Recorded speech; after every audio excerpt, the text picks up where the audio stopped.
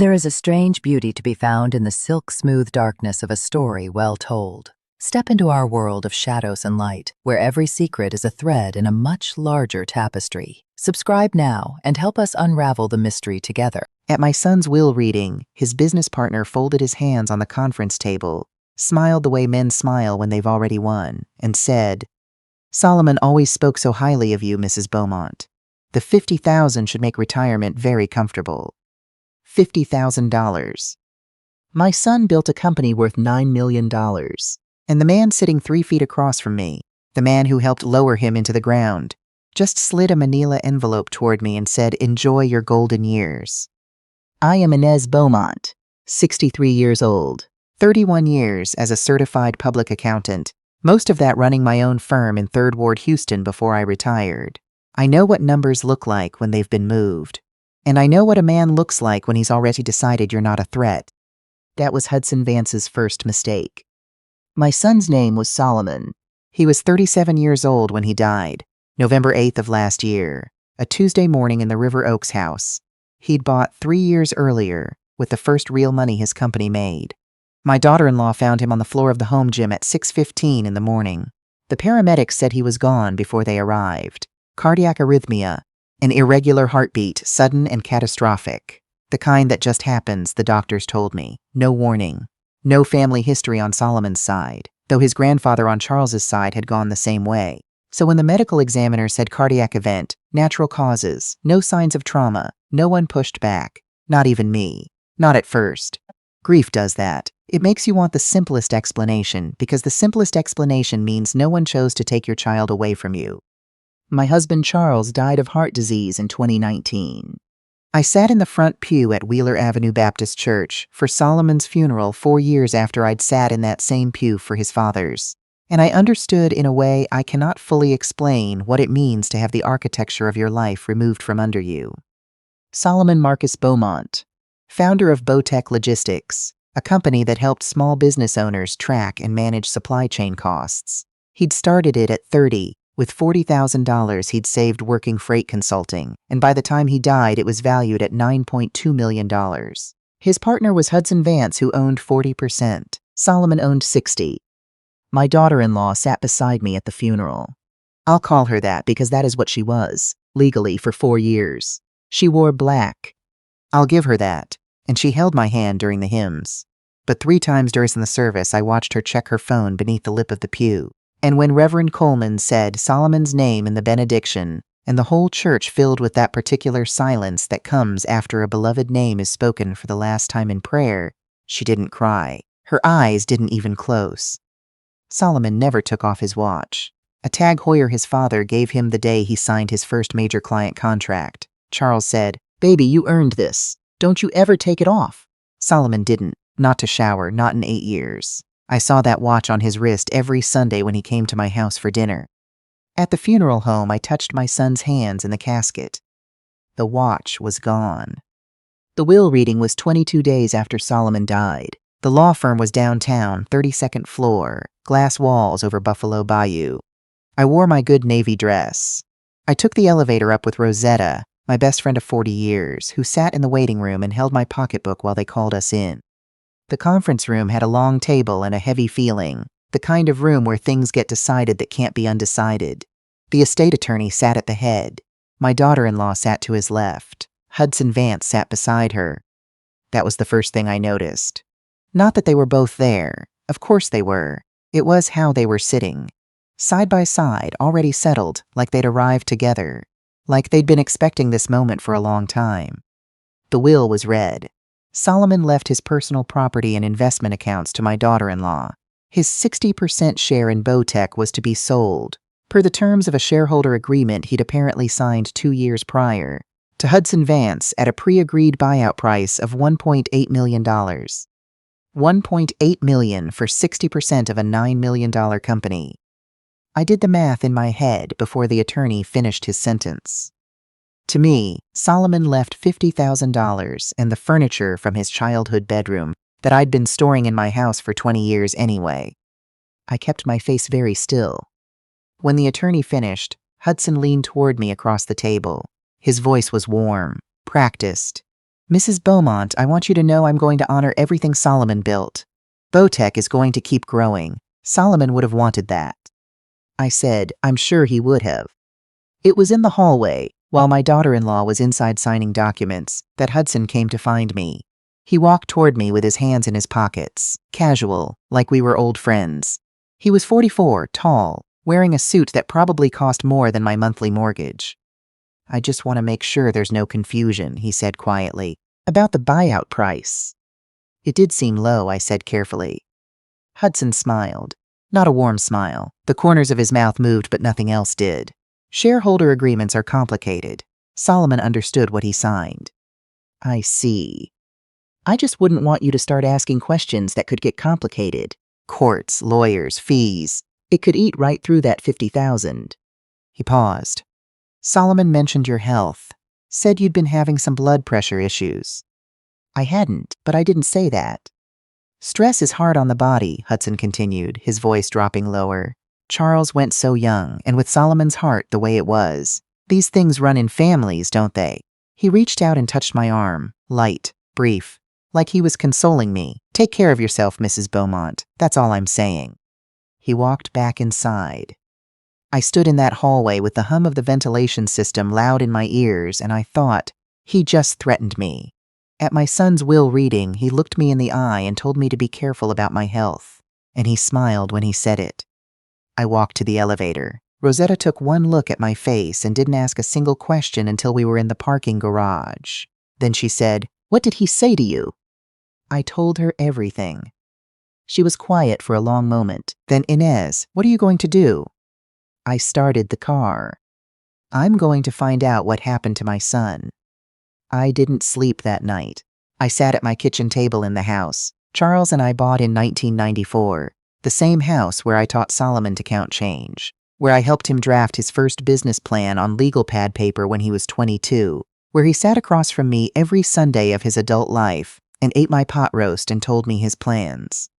Here is what I knew about cardiac arrhythmia from 31 years of doing taxes for doctors and medical practices. The heart runs on electrical signals. When those signals go wrong, the heart beats out of rhythm. There are drugs, antiarrhythmic medications, that regulate those signals. And there are drugs that, in the wrong dose or combined with the wrong substances, can cause those signals to fail completely. I typed flecainide overdose cardiac arrest into the search bar at 2 in the morning. Flecainide is a prescription antiarrhythmic. In therapeutic doses, it controls irregular heartbeats. In toxic doses, or combined with certain supplements, it can trigger a fatal arrhythmia. It is absorbed quickly. It metabolizes within days. Without a specific toxicology test targeted at it, it does not appear on a standard autopsy screen. It would look exactly like a natural cardiac event. Solomon had been drinking protein shakes every morning for 2 years. He'd started when he joined a gym at my daughter-in-law's encouragement. She made them for him, he'd told me. Banana, protein powder, some green supplement she'd researched. I pressed my hand flat on the table to stop it from shaking.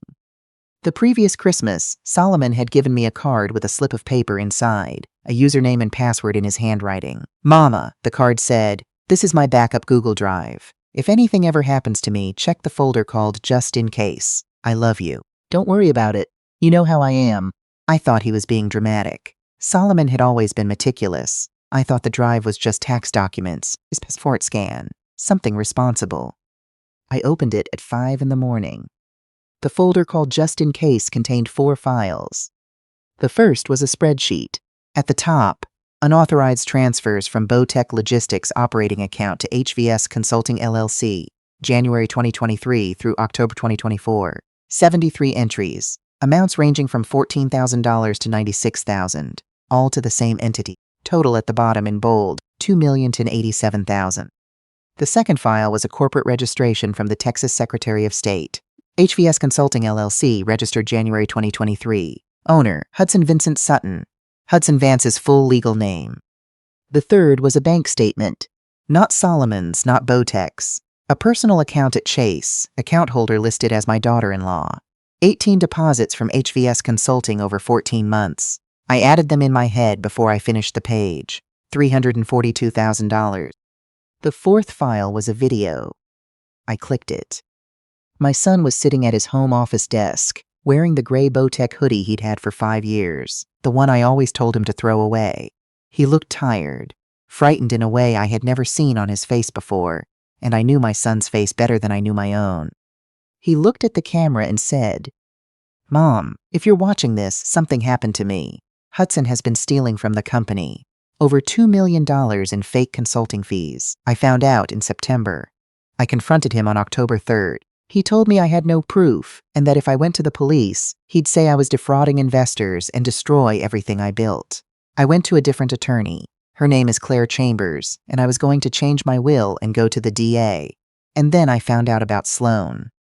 He stopped, pressed his lips together. "She's been taking money from him for over a year. I think they've been together. I think they've been planning this for a long time. I hired an investigator.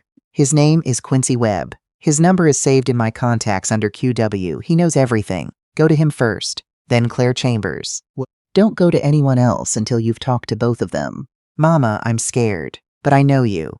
You're the one who taught me that you don't run from hard things. You walk straight into them. I need you to walk straight into this. Get justice for me. I love you more than anything in this world. You're the strongest person I've ever known." The video was time-stamped October 22nd, 17 days before he died.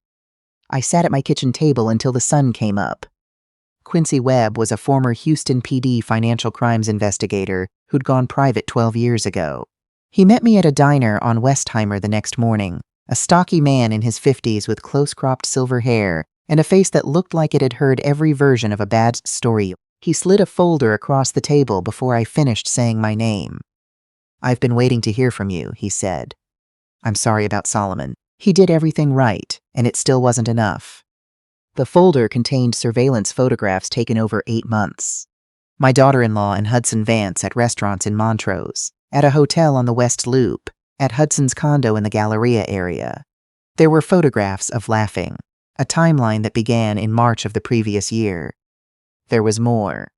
Quincy had a contact at a pharmacy benefits company. My daughter-in-law had filled a prescription for flecainide 6 times over 7 months, using an electronic prescription submitted by a physician whose credentials, Quincy had confirmed, had been used without authorization. The prescription was in Solomon's name. But Solomon had no cardiologist, no history of arrhythmia, no legitimate reason to be on that medication. She was dosing him, Quincy said quietly and evenly, gradually, enough to sensitize his cardiac tissue. Then one elevated dose in his heart, he stopped. "I'm sorry." I said, "Don't be sorry. Tell me what we do next." Detective Yates ran financial crimes for Houston PD.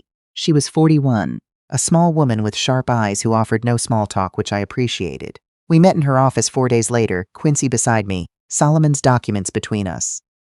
She looked at everything twice. Then, Mr. Webb came to us in September with the financial piece.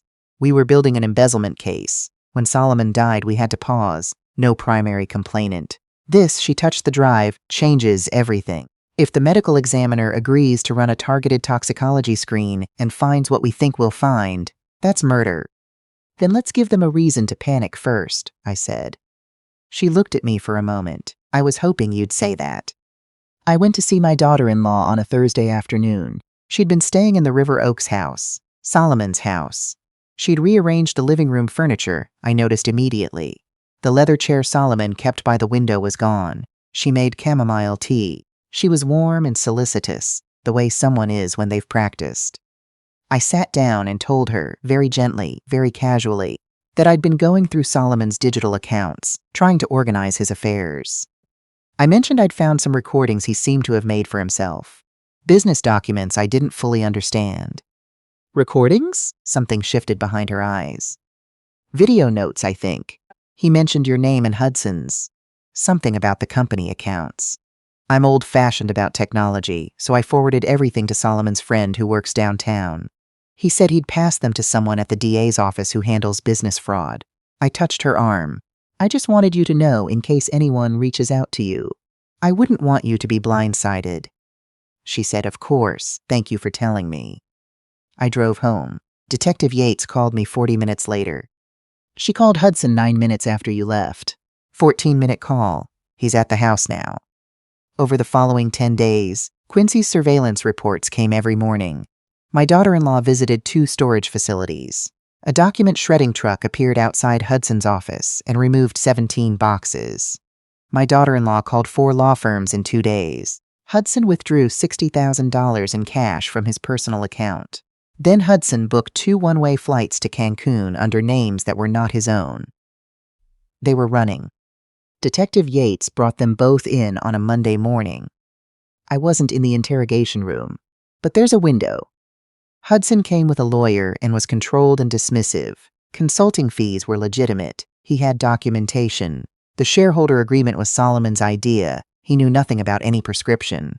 His lawyer was sharp, and Hudson was sharper. He sat there and looked like a man who had never once in his life been wrong about his own invincibility. My daughter-in-law came alone. That was her first mistake. Detective Yates sat across from her for 45 minutes. My daughter-in-law was composed at first, the way someone is when they've rehearsed being composed. But patience undoes rehearsal, always. When Detective Yates said the medical examiner had agreed to reopen Solomon's case and run a full toxicology screen, my daughter-in-law's hands went flat on the table. The prescription was filled in Solomon's name. Detective Yates said, but the physician's credentials were stolen. We traced the pharmacy account back to an IP address registered to this house. Hudson told me it was safe. Her voice came out strange, airless. He said the doses were low enough that it would just look like. She stopped herself. Then she said, it was Hudson's idea. All of it, the company money, the prescription. I didn't know it would kill him that fast. Hudson said it was just supposed to make him sick enough to step back from the business. Detective Yates read her rights. She kept talking anyway. Hudson had found out about her gambling debt 18 months earlier. $290,000 owed to people who were running out of patience. He'd threatened to tell Solomon unless she helped him siphon from the company. Keeping Solomon distracted became something else entirely when Solomon found the financial discrepancies and went to an attorney. Hudson said there was only one way to stop it. He obtained flecainide through a contact. He told her the dose. He told her how to administer it. She'd done it for 7 weeks. The final dose was the evening of November 7th. She'd watched Solomon make his shake the next morning. She'd kissed him goodbye at the door. She'd waited for her phone to ring. Toxicology confirmed it 3 weeks later. Flecainide at 11 times therapeutic range in Solomon's tissue samples. Cause of death amended. Acute flecainide toxicity, homicide. Hudson Vance was arrested at the International Departures Terminal of George Bush Intercontinental Airport with $58,000 in a carry-on and a passport that convinced nobody. He was charged with first-degree murder, conspiracy to commit murder, embezzlement, and fraud. His trial lasted 5 weeks. The jury deliberated for 6 hours. Guilty on all counts, life without the possibility of parole. My daughter-in-law pleaded guilty to conspiracy to commit murder, voluntary manslaughter, and fraud. At her sentencing, she said she was sorry. She said Hudson had found her at her weakest and used it. She turned toward me in the gallery. Mrs. Beaumont, she said, there is nothing I can say that makes this right. Solomon was a good man. I knew that then. I did it anyway. I looked at her for a long moment. My son trusted you, I said. With his home and his life and his Sunday dinners. He trusted you, and you weighed that against money and you made your choice. So now you live with it. Every day for however many years they give you. You think about Solomon Marcus Beaumont and what he deserved and what he didn't get because of you. She received 22 years. Before Hudson's sentencing, I stood at the podium in courtroom 12 and gave my victim impact statement. I wore the dress Solomon bought me for my 60th birthday, sage green. He said it was the color of my eyes. He always noticed things like that. I said, Your Honor, my name is Inez Beaumont. I'm 63 years old. I'm a retired certified public accountant. I'm the widow of Charles Beaumont, who worked 3 jobs so our son could grow up watching what a man of integrity looks like. I am the mother of Solomon Marcus Beaumont, who Hudson Vance murdered for money. Solomon was my only child. He called me every Sunday without fail. He came to dinner every week he could. He sat at my kitchen table and told me about his plans and his fears and his ideas. And he listened when I told him mine, and that is the kind of son who does not come twice in a lifetime.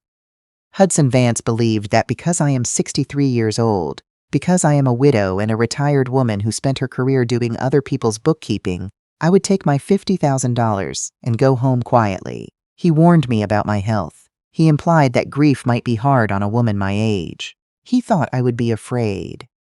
I was not afraid. I was furious. And furious women with 31 years of reading financial documents are not easy to outmaneuver. My son left me a roadmap. He trusted me to follow it. And I did, because that is what mothers do. We do the thing that needs to be done, however long it takes, because the alternative is letting the people who took our children believe they won. Hudson Vance does not get to win. He does not get to sit in some comfortable life while Solomon lies in Glenwood Cemetery under a tree he would have liked. He does not get to smile at me across a conference table and tell me to enjoy my retirement. I hope he thinks about that smile every single day for the rest of his life. The courtroom was quiet when I sat down. Then Rosetta squeezed my hand hard enough that I felt it in my elbow, and I let her, and I closed my eyes for just a moment, and I thought of Solomon in his gray hoodie, sitting at his desk, looking into a camera and trusting me with everything he had left. I've got it, baby. I've got it. It's been 8 months now. I'm sitting on my back porch in 3rd Ward with my morning coffee. Houston in July is already warm by 7 a.m., the kind of morning that smells like cut grass and someone's breakfast from 2 doors down. Quincy Webb and I established the Solomon Beaumont Fund for Small Business Justice in February. We provide legal aid to small business owners who've been defrauded by partners, investors, people they trusted. Claire Chambers serves on the board. Detective Yates consults on financial crime cases. We've helped 9 businesses so far. 3 cases are still open. 2 resulted in criminal charges. Bowtech didn't survive. Once Hudson's fraud was unraveled and the receivership began, the remaining assets were used to repay the clients and investors who'd been quietly defrauded over 2 years. I made sure of that.